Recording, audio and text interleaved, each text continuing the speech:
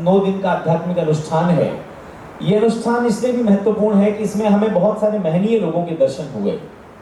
हम सब लोग देख पा रहे हैं कि कल रात्रि का जो जागरण था, आप में से अधिकांश लोग उसमें आए होंगे, नहीं भी आए तो मैं आपको सूचित करूं कि आचार्य महामंडलेश्वर किन्नर अखाड़ा से लक्ष्मी नारायण जी त्रिपाठी कल यहाँ पर पधारे। उन्होंने आकर के इस पूरे आयोजन को अपना आशीर्वाद दिया, गौ माताओं से मिले, हम सबको उन्होंने आशीर्वाद दिया। और आप देखते हैं कि कितना संघर्ष करने के पश्चात वे यहाँ पर पहुंचे हैं। जीवन आसान कभी नहीं होता है और जीवन को आसान समझना चाहिए भी नहीं। जितना संघर्ष आप करेंगे उतने तबके और फिर आप निखर करके बाहर आते हैं। ये जो पूरा जीवन है ये संघर्ष का पर्याय है। कल लक्ष्मी त्रिपाठी जी कह रहे थे कि न जाने कितने संघर्ष हमने किए तब जाकर के यहाँ पहुंचे। और ये वस्तु स्थिति भी है कि बिना संघर्ष के कोई व्यक्ति अपनी श्रेष्ठताओं तक पहुंच नहीं पाता है। एक कहावत चलती है कि संग्राम जिंदगी है, लड़ना उसे पड़ेगा, जो लड़ नहीं सकेगा आगे नहीं बढ़ेगा। इतिहास कुछ नहीं है, संघर्ष की कहानी, राणा शिवा भगत सिंह झांसी की वीर रानी, कोई भी कायरों का इतिहास क्यों पढ़ेगा, जो लड़ नहीं सकेगा आगे नहीं बढ़ेगा। आप देखिए कि ईश्वर हमें क्या देता है, कैसे हमें इस परिवार में, समाज में भेजता है। ये अपने आप में शिकायत करने के लिए आवश्यक नहीं है कि हम अपने जीवन में मिली हुई कमियों की शिकायत करें, बल्कि मुझे लगता है कि हमें पल प्रतिपल ईश्वर का धन्यवाद करना चाहिए कि उन्होंने हमें मनुष्य जन्म दिया। कितनी सारी योनियों में घूमने के पश्चात, कितने सारे प्रकल्पों से निकलने के पश्चात एक मनुष्य जन्म मिलता है। और ये मनुष्य जन्म इस बात की संभावनाएं लेकर के आता है कि हम श्रेष्ठताओं के माध्यम से सर्वोत्तम शिखर को पा सकते हैं। हम चाहें तो प्रयास करके अपने आप को और श्रेष्ठ बना सकते हैं, और हम चाहें तो शिकायत करते करते इस सुर दुर्लभ मानव जीवन को समाप्ति की ओर भी लेकर के जा सकते हैं। शिकायतें करने के लिए हमारे पास बहुत आधार हैं, लेकिन हम कभी अपना मूल्यांकन नहीं कर पाते कि हम कितने धनी हैं। धन का तात्पर्य केवल पैसे से नहीं हो सकता। आपके पास यदि कुछ पैसे हैं तो अपने आप को धनी, अन्यथा गरीब मानने वाले लोग। एक बार एक महात्मा जी की कथा चल रही थी। उस कथा में एक महिला जाकर के कहती है और शिकायत करती है कि महाराज, मेरे परिवार को, मेरे को तो कुछ भी नहीं मिला, मैं बड़ी गरीबी में हूँ और मुझे बड़ी शिकायत है ईश्वर से कि न जाने किन किन लोगों को कितना कितना दे दिया और मुझे कुछ भी नहीं दिया। महाराज अपने मन ही मन में मंद मंद मुस्काए, उनको हंसी आई और उन्होंने कहा कि माई थोड़ा सा आगे आइए आप।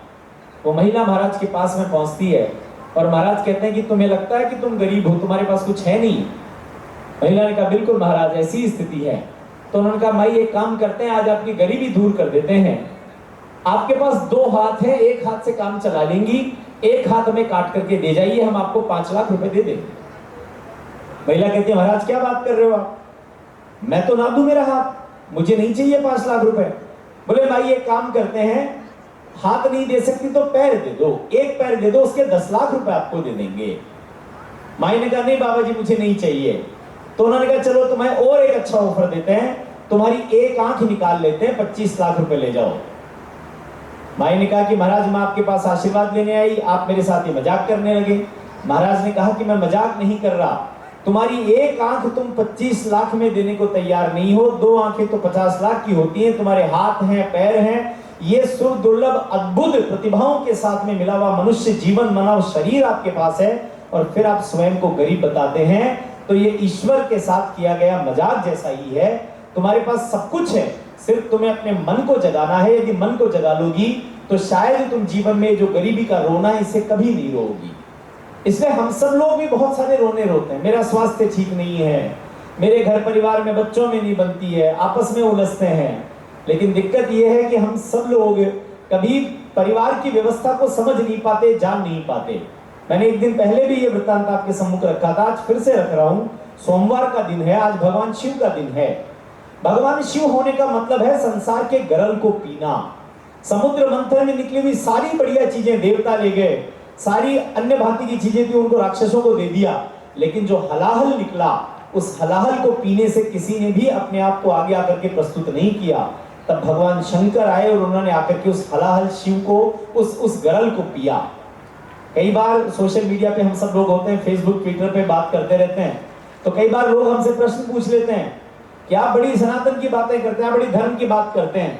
भगवान शिव जी का जो शिवलिंग है उस पर दूध चढ़ा करके, राजस्थान जैसे देश में इतना पानी चढ़ा करके उसको बर्बाद क्यों किया जाए? और हम में से भी तथाकथित बुद्धिजीवी लग पड़ते हैं साथ में।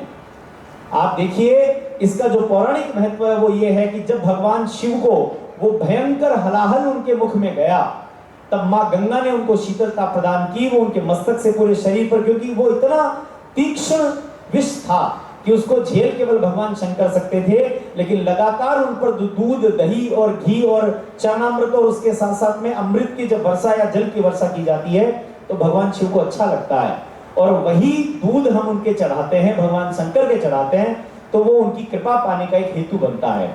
साथ ही में जितने लोग वैज्ञानिक तथ्य इसका जानना चाहें तो आप देखेंगे कि जिस समय हमारी ये जो आपके अंग्रेजी महीने हैं, जनवरी, फरवरी, मार्च, इनको छोड़िए, आप अपने भारतीय जो महीने हैं उनको देखिए, तो इस समय जो मौसम का परिवर्तन होता है, श्रावण का जो मास आता है, उसमें जो बच्चों को दूध पिलाया जाता है वो उतना गुण नहीं करता।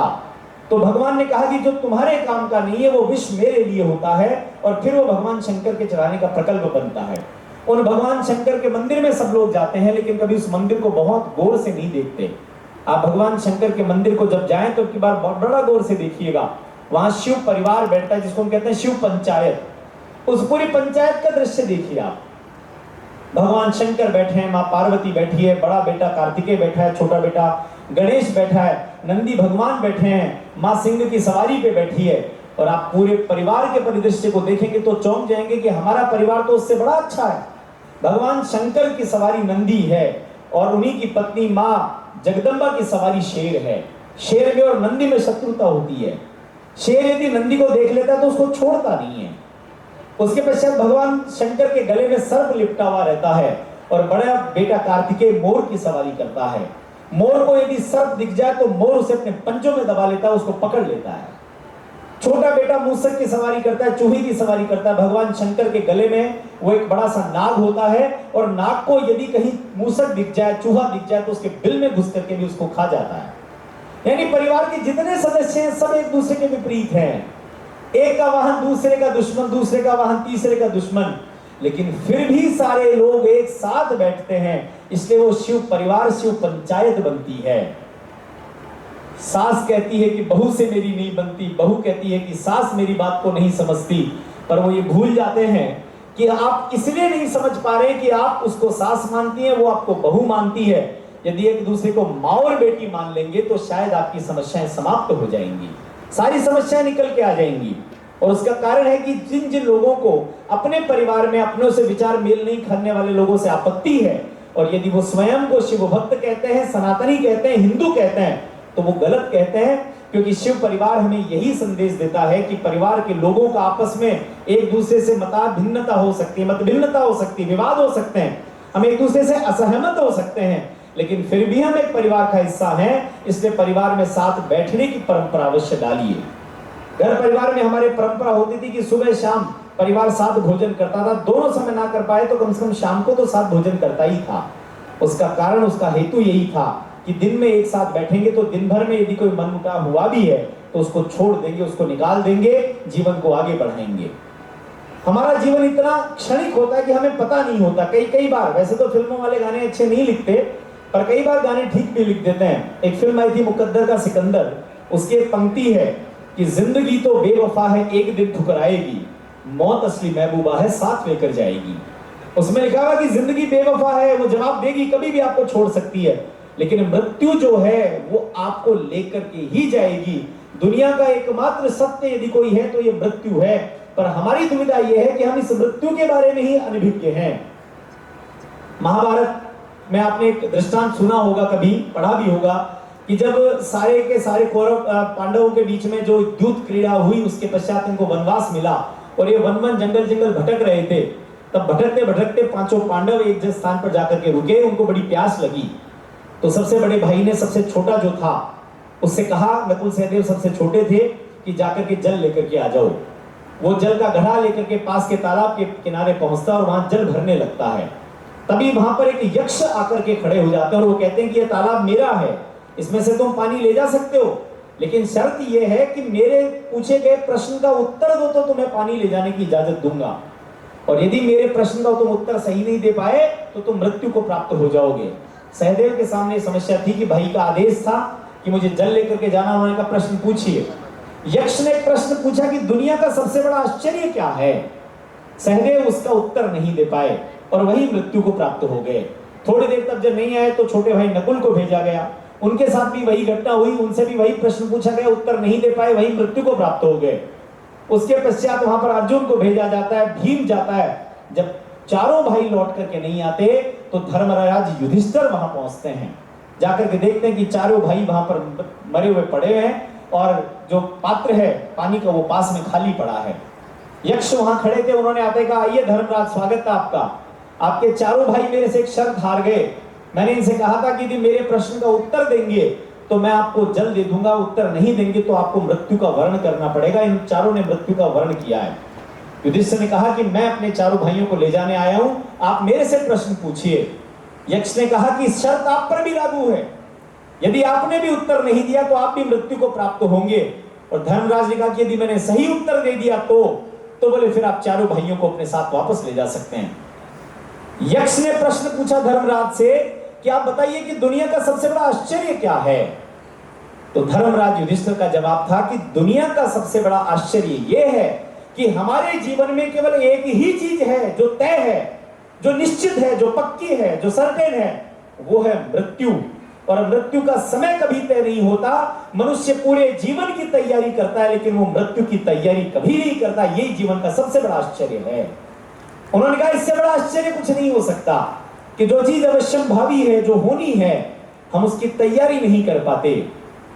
यक्ष ने कहा कि आपका उत्तर सही था। और तभी से एक प्रश्न आता, जब उलझा हुआ प्रश्न हमारे सम्मुख आता तो हम बोलते हैं ना ये तो बड़ा यक्ष प्रश्न है। वो यक्ष प्रश्न यही है। चारों भाइयों को लेकर के लौट के आते हैं और आप और हम भी उसी मृत्यु लोक के प्राणी होते हुए भी इस बात की न चिंता करते हैं न तैयारी करते हैं। सामान्य 5 दिन की पिकनिक पे जाएंगे तो 3 घंटे पैकिंग में लगाएंगे, ये कपड़ा ले लूं, ये ड्रेस ले लूं, ये साड़ी अच्छी लगेगी, ये मैचिंग का हमारे ऑर्नामेंट ज्यादा अच्छा लगेगा। लेकिन जो जीवन की यात्रा है, जो कभी भी रुक सकती है, कहीं पर भी अपनी पूर्णाहुति को प्राप्त कर सकती है, उस जीवन यात्रा की कोई तैयारी हम नहीं करते, कभी वो तैयारी नहीं कर पाते, उसकी कोई पैकिंग नहीं कर पाते। और अचानक से एक दिन मृत्यु से मिलना हो जाता है। यदि हमने जीवन ऐसे नहीं जिया कि मृत्यु से मिलते समय कोई मन में भाव ना आए तो जीवन की सार्थकता है। एक बड़ा खूबसूरत शेर है, मैं आपके सामने रखता हूं। ऐसा कहा जाता है कि दिल बहुत कोमल है। आप सोचिए, छोटा सा दिल है। संस्कृत में एक शब्द है हृदय, जो 3 शब्द है हृदय, दय, ये, वो तीनों इस बात को बताते हैं कि एक ऐसा ऑर्नामेंट, एक ऐसा ऑर्गन जो रक्त को लेता है, उसको पंप करता है, प्यूरिफाई करता है और फेंकता है, वो हृदय होता है। और इस हृदय में कितनी कोमल भावनाएं। लोग विज्ञान की बात करते हैं, जब विज्ञान समाप्त होता है वहां से अध्यात्म प्रारंभ होता है। आप यदि विज्ञान के व्यक्ति को कहेंगे कि हृदय क्या है तो आपका सीना चीर के बाईं तरफ का 250 ग्राम का एक ऑर्गन निकाल करके दे सकता है। और उसी विज्ञान से कहिए कि इस हृदय में जितने संवेग है, जितने भाव हैं, इसके अंदर प्रेम है, दया है, करुणा है, भावना है, ईर्ष्या है, उसको निकाल करके विज्ञान दिखा दे, विज्ञान नहीं दिखा पाएगा। जबकि उपस्थित होते हैं तो उस हृदय में न जाने किसके लिए द्वेष लिए बैठे हैं, किसके लिए शिकायतें लिए बैठे हैं। तो मैं आप लोगों से अनुरोध करूंगा कि दिल बहुत कोमल है, इस पर बोझ न भारी रखिए। जिंदगी एक जंग है और जंग को जारी रखिए। दिल बहुत कोमल है, इस पर बोझ न भारी रखिए। जिंदगी एक जंग है और जंग को जारी रखिए। हमने जिंदगी कितनी जी इसकी ना गणना कीजिए। हमने जिंदगी कितनी जी इसकी ना गणना कीजिए। जिंदगी कैसी जी इसकी शुमारी कीजिए। जिंदगी आपने कैसी जी है इसका ध्यान करिए, इसमें मत उलझिए कि कितनी जी। छोटा सा जिया गया जीवन। आप सुबह सुबह यज्ञ करते हैं, हमारे यहाँ बहुत सारे बाहर से आए हुए अतिथि वो नित्य प्रति यज्ञ करते हैं। आपने देखा होगा कि यज्ञ में कभी भी धुएं में आहुतियां प्रदान नहीं की जाती है। मीमांसा शास्त्र कहता है यज्ञ करने वाले लोग उसका भाव भी समझे साथ में कि यज्ञ करते क्यों हैं। यज्ञ केवल अग्नि प्रज्वलित करके उसके अंदर आहुतियां देना मात्र नहीं है। मीमांसा शास्त्र ये कहता है कि जितनी देव शक्तियां हैं उनको जो बल मिलता है वो यज्ञ की धूम्र से मिलता है, यज्ञ से निकलने वाली हवन में दी गई आहुतियों से मिलता है। और आप देखिएगा कि पुरातन समय में प्रत्येक घर में यज्ञ होता था, इसलिए सात्विकता प्रबल थी। आज हमारे यज्ञ कहीं कहीं मंदिरों में कुछ बच गया तो आप देखेंगे नकारात्मकता का कितना बोलबाला है। उस यज्ञ को करते समय भी आप देखते हैं कि कभी भी अधूरी अग्नि में आप कभी भी आहुति नहीं देते, आप प्रदीप्त अग्नि में ही आहुतियां प्रदान करते हैं। ईश्वर ने हमें जो भेजा है वो एक प्रदीप्त अग्नि की भांति भेजा है। हमारे जीवन में, हमारे विचारों में, हमारे शरीर में सदैव एक स्फूर्ति, एक उत्साह बना रहना चाहिए। हम प्रदीप्त अग्नि की भांति रहेंगे तो जीवन रूपी आहुतियां आकर के हम पे समर्पित होती जाएंगी और हम एक श्रेष्ठ यज्ञीय जीवन जी पाएंगे। पर हम यदि अपने जीवन को बुझा हुआ, निराशाओं से भरा हुआ ऐसा जीवन जीते हैं तो मुझे लगता है कि जीवन जीने का श्रेष्ठ भाव हो नहीं सकता। और आप कल्पना करिए कि आप जैसे लोग, हिंदुस्तान में रहने वाले लोग डिप्रेशन में आ जाएं, टेंशन में आ जाएं, सोचने वाली बात है। आप भगवान राम को देखिए, इक्ष्वाकु वंश में पैदा हुआ एक बालक, जिसके बाप, दादा, परदादा तक उस जमाने के सर्वश्रेष्ठ व्यक्ति हुआ करते थे। जैसे आज अंबानी जिनको कहते हैं आप, धन के मामले में, पावर के मामले में मोदी जी मान लीजिए, वो उस इक्ष्वाकु वंश थे जिनके पूरे के पूरे पूर्वज, सारे के सारे वंश श्रेष्ठ राजा, जिनकी देवता भी सहायता मांगते थे। उस वंश में पैदा हुआ बालक जब पैदा होता है तो पैदा होते ही 4-5 साल का होते ही गुरुजी आते हैं और कहते हैं कि मैं इसको अपने साथ वन में लेके जाऊंगा इसकी शिक्षा दीक्षा के लिए। महाराज दशरथ रोक नहीं पाते, राम को विदा कर देते हैं। भगवान राम अपने भाइयों के साथ अपना पूरा यौवन जंगलों में एक सामान्य वल्कल पहने हुए जीवन को बिताते हैं। थोड़े से बड़े होते हैं, जब युवा अवस्था में आते हैं तो गुरुजी कहते हैं कि आइए जनकपुरी चलते हैं, वहां पर कोई एक आयोजन होना है। और वहां जाकर के गुरुजी आदेश देते हैं कि मेरे शिष्य हो, जाकर के भगवान शंकर का जो धनुष है पिनाक, उस पिनाक का भंजन करो। भगवान राम के सम्मुख आया कि मैं मेरे ही आराध्य देव भगवान राम के, भगवान शंकर के पिनाक का भंजन करूंगा। एक ऐसी लड़की से विवाह होना जा रहा है जिसको उन्होंने देखा तक नहीं। विवाह करके अपने लौट करके आते हैं, सुबह राज्याभिषेक होना है, रात्रि को 14 वर्ष का वनवास मिल जाता है। 14 वर्ष वन में घूमने के बाद, संघर्ष करने के बाद पत्नी को फिर से प्राप्त करते हैं। जो ही वापस आते हैं तभी पत्नी वापस जंगल चली जाती है और वहां 2 बेटे लवकुश पैदा होते हैं और पहली बार उनका सामना युद्ध भूमि में होता है। और जैसे ही पुत्र आकर के गले लगते हैं, मां भूमिजा बनकर के फिर से धरती में समा जाती है। आप पूरे जीवन में कल्पना करिए कितना आराम मिला उनको। इतने बड़े वंश में पैदा हो जाने के पश्चात कौन कौन से आराम की स्थितियां आई। हमारा जीवन उनसे बहुत श्रेष्ठ है। भगवान कृष्ण को उठा लीजिए, भगवान कृष्ण जिनका जन्म ही जेल में होता है, कई लोग उसको कृष्ण जन्मभूमि भी बोलते हैं जेल को, जिनका जन्म वहां होता है और पैदा होते ही अपनी मां से बिछुड़ करके दूसरी मां के ले जा करके और गोद में डाल दिया जाता है। पूरे बचपन में देखा न जाने कितने राक्षस हमला करते हैं, ग्वाल बालों के संग गैया चलाते हुए अपना जीवन बिताते हैं। बड़े होने पर जिससे प्रेम करते हैं उनको कभी पा नहीं सकते। राधिका जी को छोड़ करके, मां राधा को छोड़ करके फिर से अपनी कर्म भूमि की ओर लौटते हैं। लौट करके कभी मथुरा गोकुल नहीं जा पाते मथुरा आने के पश्चात।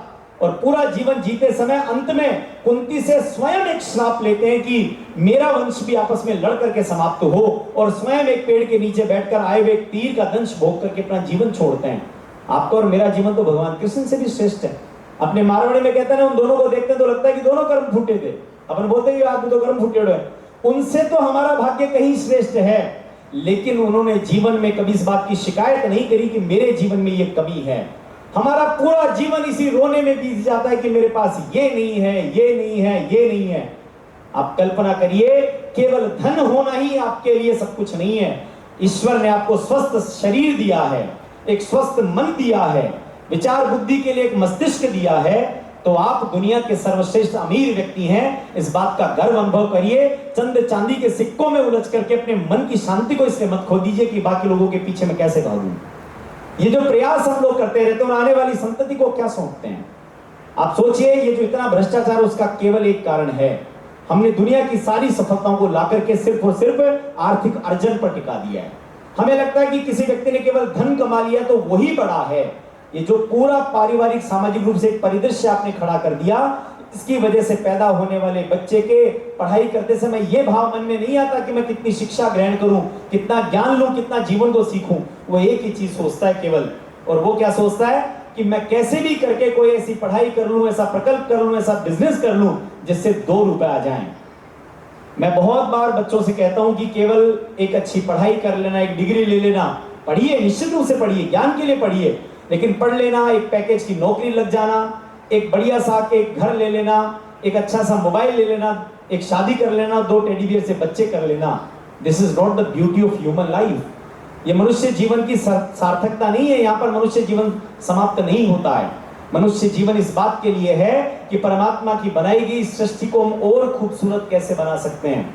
We are the best creation of the God. आप अपने आप को ईश्वर का राजकुमार और राजकुमारी कह सकते हैं, क्योंकि आपके जितना सब कुछ ईश्वर ने किसी को नहीं दिया। आपके पास म्यूजिक है, ये म्यूजिक वाले भाई यहाँ बैठे रहते हैं।